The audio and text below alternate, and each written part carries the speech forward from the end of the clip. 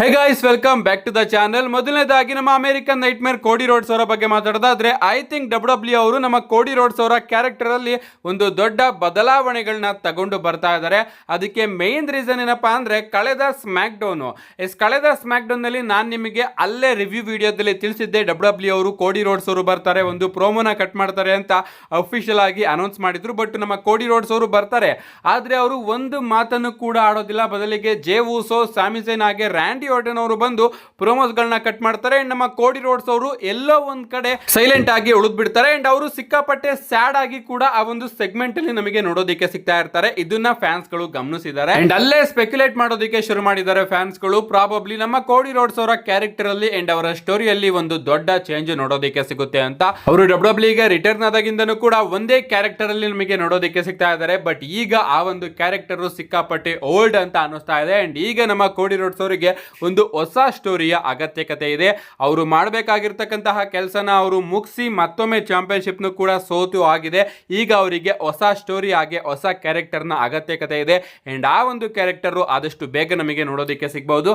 ಅಷ್ಟೇ ಅಲ್ಲ guys, recent ಆಗಿ ನಡೆದಂತಹ ಫೆನೆಟಿಕ್ ಫೆಸ್ಟ್ ಅಲ್ಲೂ ಕೂಡ ನಮಗೆ ಕೋಡಿ ರೋಡ್ಸ್ ಅವರು ನೋಡೋದಕ್ಕೆ ಸಿಗಲಿಲ್ಲ. ಕೋಡಿ ರೋಡ್ಸ್ ಅವರು ಅಪರೂಪ ಇಂಥ ಶೋಗಳನ್ನ ಅವರು ಮಿಸ್ ಮಾಡ್ಕೊಳ್ಳೋದಿಲ್ಲ.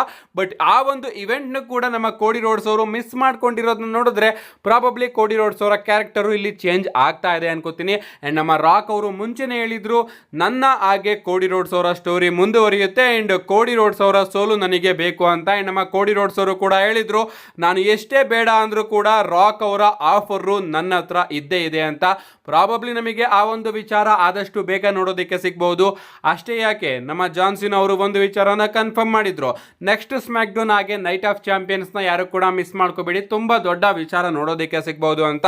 ಅಂಡ್ ಆ ಒಂದು ದೊಡ್ಡ ವಿಚಾರ ಇದೇ ಆಗಿರಬಹುದು. ನಮ್ಮ ಕೋಡಿ ರೋಡ್ಸ್ ಅವರು ಹೀಲ್ ಟರ್ನ್ ಮಾಡಬಹುದು. ಸೊ ಈ ರೀತಿ ಸ್ಪೆಕ್ಯುಲೇಷನ್ಸ್ ಗಳು ಬರ್ತಾ ಇದೆ, ಕಾದ್ ನೋಡೋಣ. ನಾನು ಇನ್ನೇನು ನೆಕ್ಸ್ಟ್ ಸ್ಮ್ಯಾಕ್ ಡೌನ್ ಹಾಗೆ ನೈಟ್ ಆಫ್ ಚಾಂಪಿಯನ್ಸ್ ಅಲ್ಲೇ ಆಗುತ್ತೆ ಅಂತೆಲ್ಲ. ಬಟ್ ಡಬ್ಲ್ಯೂ ಅವರು ಟೀಸ್ ನಂತೂ ಮಾಡ್ತಾ ಇದ್ದಾರೆ ಕೋಡಿ ರೋಡ್ಸ್ ಅವರ ಕ್ಯಾರೆಕ್ಟರ್ ನ ಚೇಂಜ್ ಮಾಡೋದಕ್ಕೆ.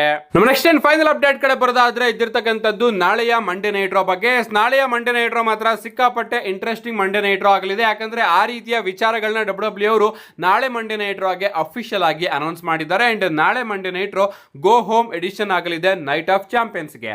ಅಂಡ್ ಮೊದಲನೇದಾಗಿ ನಮಗೆ ನಾಳೆ ಮಂಡೇ ನೈಟ್ ರೋ ಅಲ್ಲಿ ಗೋಲ್ಡ್ಬರ್ಗ್ ಅವರು ನೋಡೋದಕ್ಕೆ ಸಿಗ್ತಾರೆ. ಡಬ್ಲ್ಯೂ ಅವರು ಗೋಲ್ಡ್ಬರ್ಗ್ ಅವರ ಸಿಟ್ ಡೌನ್ ಇಂಟರ್ವ್ಯೂನ ಅಫಿಷಿಯಲ್ ಆಗಿ ನಾಳೆ ಮಂಡೇ ನೈಟ್ ರೋ ಆಗಿ ಅನೌನ್ಸ್ ಮಾಡಿದ್ದಾರೆ. ನಮ್ಮ ವರ್ಲ್ಡ್ ಹೆವಿವೇಟ್ ಚಾಂಪಿಯನ್ ಗಂತರ್ ಅವರು ಕೂಡ ನಾಳೆ ರಾ ಅಲ್ಲಿ ಇರ್ತಾರೆ. ಇಷ್ಟೇ ಅಲ್ಲ, ಬ್ರಾನ್ ಬ್ರೇಕರ್ ಹಾಗೆ ಪೆಂಟಾ ಅವರ ನಡುವೆ ಒಂದು ಸಿಂಗಲ್ಸ್ ಮ್ಯಾಚ್ ನ ಡಬ್ಲ್ಯೂ ಅವರು ಅಫಿಷಿಯಲ್ ಆಗಿ ಬುಕ್ ಮಾಡಿದ್ದಾರೆ ನಾಳೆ ಮಂಡೇ ನೈಟ್ ರೋ ಗೆ. ಅಂಡ್ ಬೆಕ್ಕಿ ಲಿಂಚ್ ಹಾಗೆ ಬೇಲಿ ಅವರ ನಡುವೆ ಕೂಡ ವಿಮೆನ್ಸ್ ಇಂಟರ್ಕಾಂಟಿನೆಂಟಲ್ ಚಾಂಪಿಯನ್ಶಿಪ್ ಗೆ ಒಂದು ಸಿಂಗಲ್ಸ್ ಮ್ಯಾಚ್ ನೋಡೋದಕ್ಕೆ ಸಿಗ್ತಾ ಇದೆ. ಇಷ್ಟೇ ಅಲ್ಲ, ಕ್ವೀನ್ ಆಫ್ ದ ರಿಂಗ್ ನ ಸೆಮಿಫೈನಲ್ ಮ್ಯಾಚ್ ಕೂಡ ನೋಡೋದಕ್ಕೆ ಸಿಗ್ತಾ ಇದೆ ಜೇಡ್ ಕಾರ್ಗಿಲ್ ಹಾಗೆ ರಾಕ್ಸಿನಿ ಪ್ರೀಸ್ ಅವರ ನಡುವೆ. ಅಂಡ್ ನಾಳೆ ಮಂಡೇ ನೈಟ್ ರೋ ನ ಮೈನ್ ಇವೆಂಟ್ ಅಮೆರಿಕನ್ ನೈಟ್ ಮೇರ್ ಕೋಡಿ ರೋಡ್ಸ್ ಹಾಗೆ ಜೇ ಊಸೋ ಅವರ ನಡುವೆ ಕಿಂಗ್ ಆಫ್ ದ ರಿಂಗ್ ನ ಸೆಮಿಫೈನಲ್ ಮ್ಯಾಚ್ ನೋಡೋದಕ್ಕೆ ಸಿಗ್ತಾ ಇದೆ. ಇಷ್ಟೆಲ್ಲ ವಿಚಾರಗಳನ್ನು ಕೂಡ ಡಬ್ಲ್ಯೂ ಅವರು ಅಫಿಷಿಯಲ್ ಆಗಿ ನಾಳೆ ಮಂಡೇ ನೈಟ್ ರೋ ಗೆ ಅನೌನ್ಸ್ ಮಾಡಿದ್ದಾರೆ. ಅಂಡ್ ನಾಳೆ ರಾನ ಯಾರು ಕೂಡ ಮಿಸ್ ಮಾಡ್ಕೋಬೇಡಿ. ಮಿಸ್ ಮಾಡ್ಕೊಂಡ್ರು ಕೂಡ ನನ್ನ ಚಾನಲ್ ಅಲ್ಲಿ ಆದಷ್ಟು ಬೇಗ ವಿಡಿಯೋನ ಅಪ್ಲೋಡ್ ಮಾಡ್ತೀನಿ ಅಂತ ಹೇಳ್ತಾ, ಅದಕ್ಕೋಸ್ಕರ ಚಾನಲ್ ನ ಸಬ್ಸ್ಕ್ರೈಬ್ ಮಾಡ್ಕೊಳ್ಳಿ. See you guys in my next video.